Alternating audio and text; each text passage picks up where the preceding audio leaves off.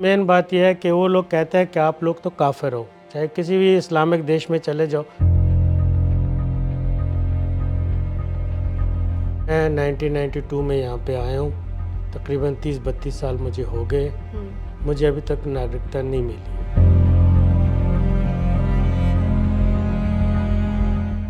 हमारे मुंह पे थूकते थे, हाँ। हमको पत्थर मारते थे और हमारी लेडीज़ बाजार नहीं जाती थी शॉपिंग करने। तो बच्चे पढ़ाई नहीं करते थे, वो अगर बच्चे स्कूल जाते थे तो उसको केसों में कहने का चालू रखा क्या है।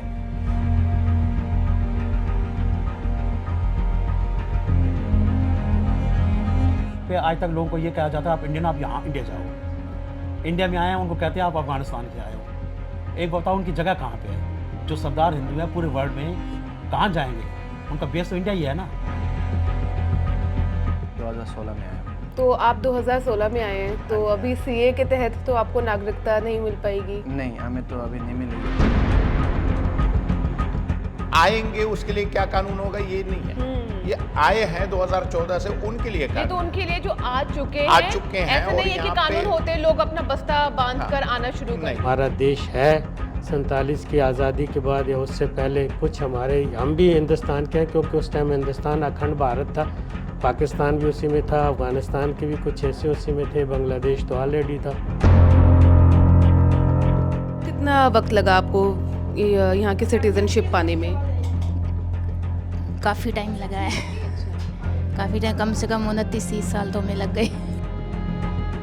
जितने भी अफगानिस्तान में सरदार हिंदू रहते थे दे आर ओरिजिनल इंडियन। कोई वहाँ से देखो, जब पाकिस्तान अफगानिस्तान ये सब इकट्ठे होते थे वो इंडिया का पार्ट होते थे। ये बाद में 1947 में जब पार्टीशन हुआ कुछ लोग वहाँ रह गए, कुछ आ गए। ये जो सिख और हिंदू, चाहे अफगानिस्तान हो, चाहे बांग्लादेश हो, चाहे पाकिस्तान हो, कोई भी अपना देश छोड़ के नहीं आता जब तक पीड़ित नहीं होता। सीए पर इस वक्त की बहुत बड़ी खबर यह है कि अधिसूचना जारी कर दी गई है सरकार की ओर से। The government of India today made a crucial announcement regarding the implementation of the Citizenship Amendment Act. दिसंबर 2019 में देश की संसद से CAA यानी कि सिटीजनशिप अमेंडमेंट एक्ट पास हो गया। उसके बाद 11 मार्च 2024 को इसे लागू करने का नोटिफिकेशन जारी किया गया। इसके तहत गैर मुसलमान जैसे कि हिंदू, सिख, बुद्धिस्ट, जैन, पारसी और क्रिश्चियन रिफ्यूजीज जो 31 दिसंबर 2014 से पहले से भारत में रह रहे हैं, उन्हें नागरिकता मिलेगी। इस रिपोर्ट में समझते हैं कि जो सिख अफगानिस्तान छोड़कर भारत आए हैं और सालों से भारत में रेफ्यूजी के तौर पर रह रहे हैं, उनकी कहानी क्या है, सीए को लेकर उनकी राय क्या है। सर, आपका क्या नाम है? मेरा नाम दर्शन सिंह है और मैं 1992 में अफगानिस्तान से दिल्ली आया था। मेरा नाम फतेह सिंह है, मैं अफ़गानिस्तान का रहने वाला और यहाँ दिल्ली में पिछले 30 सालों से यहाँ रह रहा हूँ। कहाँ से आई हैं भारत में, कब आई हैं? हम आए थे 90 लास्ट में ही आए थे। तो बस पेरेंट्स के साथ ही आए थे, तब हम छोटे थे, इतना याद भी नहीं। अफगानिस्तान से ही आए हाँ थे जी, आप? हाँ, अफगानिस्तान से ही आए थे। तो आप अफगानिस्तान में कहाँ पर रहते थे? हम अफगानिस्तान में गजनी शहर में रहते हैं। अच्छा। हाँ, जो काबुल से 150 किलोमीटर दूरी पे है।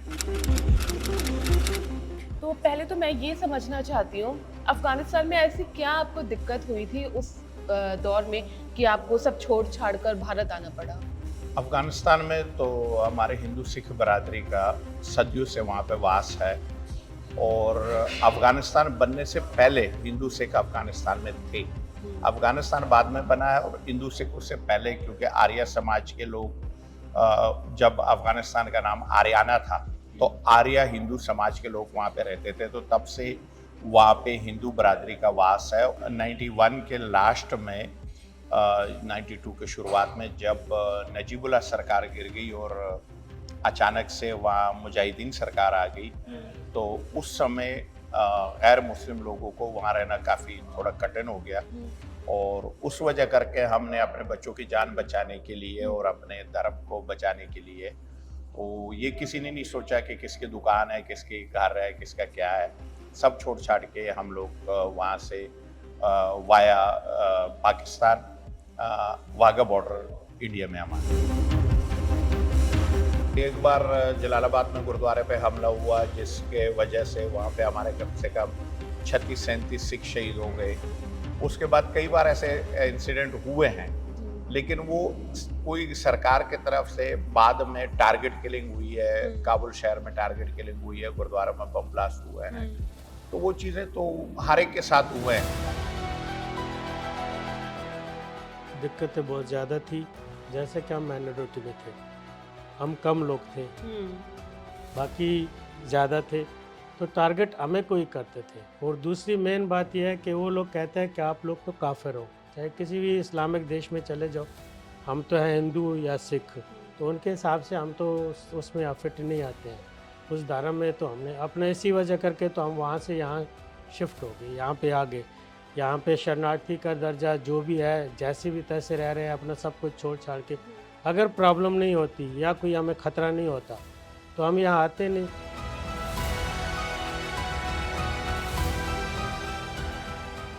बहुत कुछ हुआ है, जैसे डेली अटैक होते थे। मेरा अपना एक बड़ा भाई था वो जो वहाँ पे शहीद हो गया।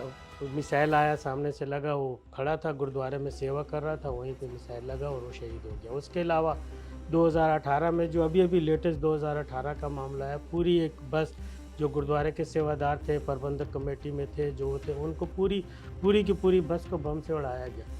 उसके अलावा अभी रिसेंटली गुरुद्वारे का गुरु आर्य साहब का गुरुद्वारा है वहाँ पे काबुल में, उस पर अटैक करते गए, काफ़ी लोग वहाँ पे शहीद हो गए। बहुत सारी ऐसे जो याद नहीं करना चाहते, क्योंकि याद करके मन दुखी होता है इन चीज़ों से। तो एक दूसरे धर्म का होना, लड़की होना, अफगानिस्तान जैसे शहर में रहना, वो तो और मुश्किल था। तो थोड़ा वो एक स्ट्रगल आप बताएंगे कि क्या क्या दिक्कतें हाँ, थी? वहाँ पे लेडीज़ें हैं और सिस्टर्स वगैरह होती थी, वो उनको बाहर नहीं जाने देते थे। बस छोटे बच्चे जाते थे, अपना गुरुद्वारे में स्कूल था, छोटी सी पाठशाला, वहाँ से पढ़ के आ जाते थे। तो जैसे बच्चे थोड़े बड़े हो जाते थे फिर उनको रोक लेते थे कि अब तुम भी नहीं जाओगे, घर में ही रहना। ये समझाइए कि आप कितने सालों से रह रहे हैं यहाँ पर और क्या आपको नागरिकता मिली है या नहीं मिली है? मैं 1992 में यहाँ पे आया हूँ, तकरीबन 30-32 साल मुझे हो गए। मुझे अभी तक नागरिकता नहीं मिली और मैं यहीं दिल्ली में ही रह रहा हूँ। तो आपको क्या लगता है क्यों नहीं मिली? उसके कई वजह है। पहली तो ये है कि नागरिकता लेने के लिए सारे पेपर, सारे डॉक्यूमेंट पूरे होने चाहिए। जैसे उसमें 2 गारंटर चाहिए, वो इंडियन हो, यहाँ के सिटीजन्स हो। अब हम आए अफ़गानिस्तान से, कौन हमें अपने वो देगा, कौन हमारी मतलब हमें अपना आईडी कार्ड या वोटर आईडी कार्ड या कुछ देगा ताकि हमारे गारंटर बन सके। एक प्रॉब्लम तो हमारे को ये आ रही है। दूसरी प्रॉब्लम हमारी ये है कि सरकारी जो कागज़ पूरे करने होते हैं वो हमारे बस में नहीं है। क्यों कई इंक्वायरियाँ होती हैं, उसमें किसी में पास हो जाते हैं, किसी में फेल हो जाते हैं। अब ये चीज़ें नहीं हो पाई। पिछले 2 बार अप्लाई करी है लेकिन अभी तक नागरिकता नहीं मिली है। तो जैसे कि आप बता रहे हैं, जो मुझे समझ में आ रहा है, जो सबसे बड़ा पेंच है वो है कागजों को इकट्ठा करने में। और क्या आपको लगता है कि अब सीए आने से एटलीस्ट वो रास्ता थोड़ा साफ हो जाएगा, जो आप लोग कागजों को इकट्ठा करने के एक दलदल में फंसे हुए इतने सालों से? बिल्कुल जी, ये सीए आने से बहुत फ़र्क पड़ जाएगा। जैसे कि हमें इन्फॉर्मेशन है थोड़ी सी, तो उस वजह करके जो ये कागज़ पत्रों का काम है और जो ये गारंटर और ये सारी चीज़ें अगर बीच में निकल जाएगी तो हम अफ़गानिस्तान के हैं, नागरिकता, ये तो बहुत खुशी की बात है हमारे लिए।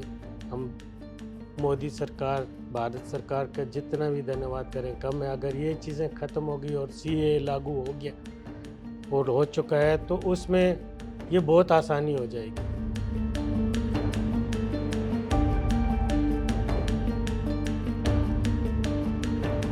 बाद आपको नागरिकता मिल गई थी? हाँ जी, और आप मतलब सभी लोगों को तकरीबन 80% लोगों को नागरिकता मिली हुई है। हमारे जो अफगानिस्तान से आए हुए हिंदू सिख बरादरी है, तो उसमें से बहुत कम लोग रह गए हैं जिनके पास नेशनलिटी नहीं है, जो 2014 के कानून के अंदर आते हैं। बाकी जो है, क्योंकि 1991, 92, 95 से आए तो उनको लगभग 25-30 साल हो गए हैं, तो वो जो पुराना कानून था 11-12 साल वाले कानून में, उसी के अंतर्गत ही सबको तकरीबन नेशनलिटी।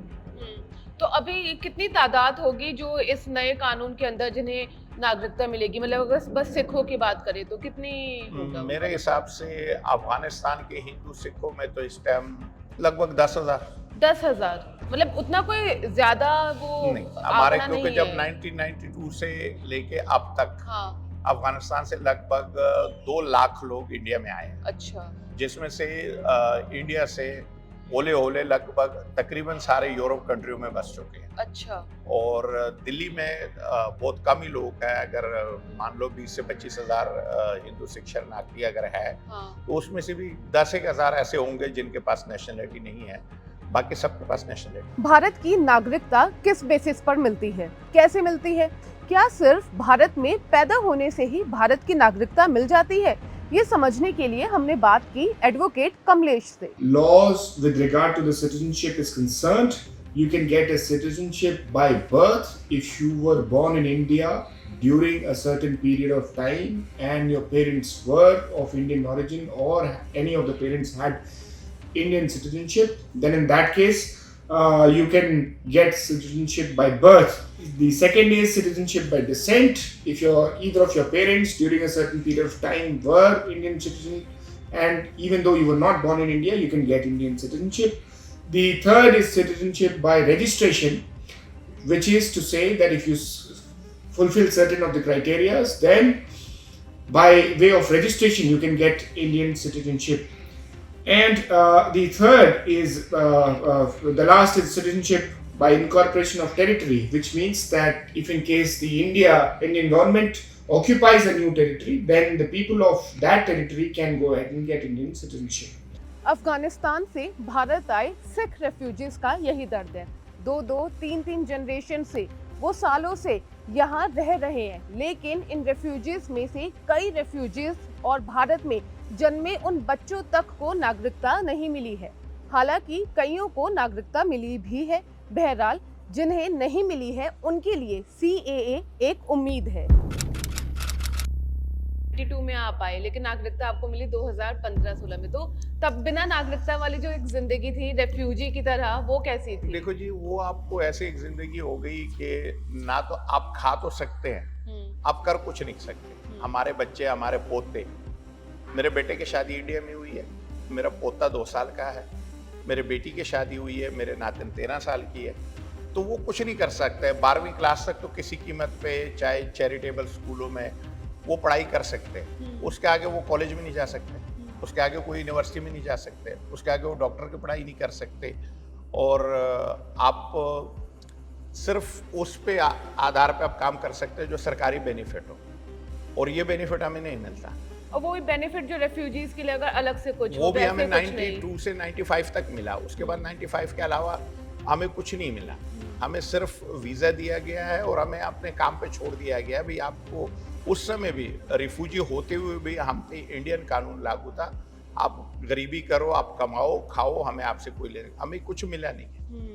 तो हमारे को स्कूल में जगह नहीं मिली, हमारे को किसी यूनिवर्सिटी में जगह नहीं मिली, हमारे बच्चे 12वीं से आगे पढ़ नहीं सकते, वो पासपोर्ट नहीं ले सकते, वो इंडियन कोई पेपर नहीं बना सकते, आधार कार्ड वगैरह, तो उनकी आईडी के लिए बड़ी दिक्कत होती है।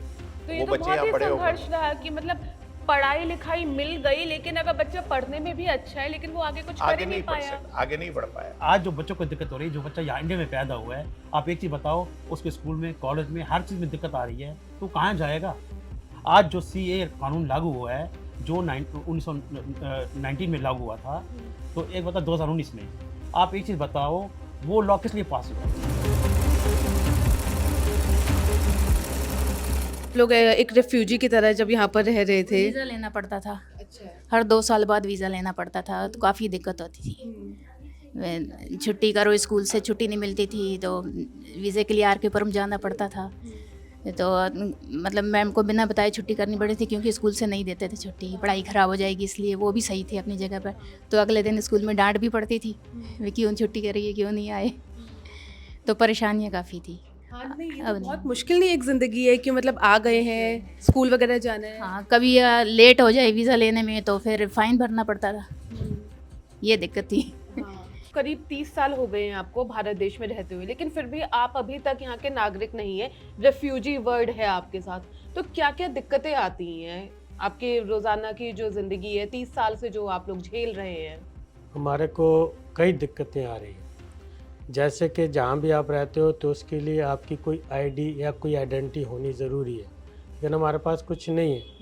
हमारे बच्चे जो स्कूलों में दाखिलाना लेने के लिए, स्कूलों में एडमिशन के लिए, उनके लिए बहुत ज़रूरी है कोई आईडी उनकी हो।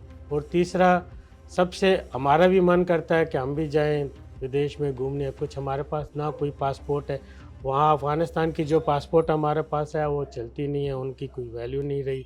और इंडियन हमें पासपोर्ट मिलती नहीं है, क्योंकि बगैर सिटीज़नशिप के कौन पासपोर्ट देता है। उसके अलावा हमारे रोज़गार में, हमारी प्रॉपर्टी ख़रीदने में या कहीं पे रहने में, ये चीज़ें हमें बहुत दिक्कतें आ रही है। तो आप 30 साल से यहाँ पर हैं, आप कमा रहे हैं कुछ मेहनत करके, लेकिन आप कोई प्रॉपर्टी नहीं बना पाए हैं अभी तक? नहीं, 30 साल से हम यहाँ पे हैं, कमा भी रहे हैं। जब से हम अफ़गानिस्तान से आए हैं तब से हम अपना काम कर रहे हैं, हमें कोई सहायता कहीं से कोई नहीं मिली है। कानून लागू हुआ है जो 1919 में लागू हुआ था, तो एक बता 2019 में आप एक चीज़ बताओ, वो लॉ किस लिए पास हुआ है कि जो लोग सरदार हिंदू जो जिसमें खतरा था उनको जो था वो जो इंडिया आ गया है, तो उनके लिए बना के ये हो जाए। लोग यहाँ पे हल्ला मचा रहे हैं कि यार ये लॉ मुसलमानों के लिए क्यों नहीं बना या उनको क्यों नहीं लिया गया। देखो, हमारे देश का लॉ कुछ चेंज नहीं हुआ। जो नेशनलिटी का लॉ है, जिसके 12 साल पूरे होंगे उसको नेशनलिटी मिली, चाहे वो हिंदू है, चाहे मुस्लिम है, चाहे सिख है। पहले भी यही लॉ था। सिर्फ ये इसलिए हुआ है कि जो 2014 से पहले आए हैं, दिसंबर 2014 से पहले, उनके लिए क्या गया कि जो लोग आए हैं, क्योंकि एक चीज़ बता, जब अफगानिस्तान के 92 में रास्ता खोला, वाघा बॉर्डर ने खोल दिया पूरा, तो वहाँ पे कई लोग ऐसे आए कि जिनके पास कोई डॉक्यूमेंट ही नहीं थे। नरसिम्हा राव जी उस टाइम थे, उन्होंने बताया भैया आप सरदार हिंदू जो है वो इंडिया का है, एज अ पार्ट है हमारा। अब मोदी जी से हम लोग मिलने गए थे, उन्होंने कहा आप यहाँ के मेहमान नहीं हो, आप हमारे अंग हो। आप बताओ मुझे, पॉपुलेशन के साथ देखो, परसेंटेज के हिसाब से देखो, आज की डेट में मैडम अफगानिस्तान के जितने लोग भी अफगानिस्तान से पनाह ले गए हैं ना, सब लोग इंडिया में आए हैं या तो इंडिया से यूरोप गए हैं, ठीक है ना। Why they are not gone to any Islamic country? उनका इस्लामिक देश उनको पनाह नहीं दे रहा, और इंडिया ने दिए ना उनको, और लॉ है, उनको 12 साल में उनको नेशनलिटी मिल जाएगी, और लोगों को मिली भी है। आप अगर सर्वे करेगा ना, जो अफगानिस्तान से लोग मुसलमान आए थे सबको नेशनलिटी मिली है। ये तो नहीं कि उनको मना किया हुआ आप मुसलमान हो आपको नेशनलिटी नहीं मिलेगी, लेकिन सिर्फ ये इनके लिए निकाला भैया जो लोग यहाँ पे रह रहे हैं उनका एक बैकग्राउंड बन जाए, उनका एक काम बन जाए। द हिंदू की एक रिपोर्ट के मुताबिक पाकिस्तान, बांग्लादेश, अफगानिस्तान से सालों पहले भारत आए करीब 2 लाख हिंदू और सिख रेफ्यूजीज भारत में हैं। यूपीए 2 के पूरे टेन्योर में सिर्फ 1023 लोगों को नागरिकता अभी तक मिली है। इसी रिपोर्ट के अनुसार मई 2014 में मोदी सरकार के आने के बाद अभी तक मध्य प्रदेश में करीब 19,000 रेफ्यूजीज को लॉन्ग टर्म वीजा दिए गए हैं, 11,000 को राजस्थान में और 4,000 को गुजरात में। अब जरा सोचिए, आप सालों से किसी देश में रह रहे हैं, लेकिन आपको कई अधिकार नहीं मिल पा रहे हैं। क्यों? क्योंकि आपके पास वहां की सिटीजनशिप नहीं है। लेकिन CAA आने के बाद इन परिवारों को सिटीजनशिप मिलने में आसानी होगी, और ये भी गर्व से खुद को भारत का नागरिक कह पाएंगे। बहरहाल, CAA को लेकर आपकी क्या राय है, कमेंट बॉक्स में जरूर बताइएगा। मैं हूं गरिमा, कैमरे के पीछे हैं आदिल, आप देख रहे हैं स्विच।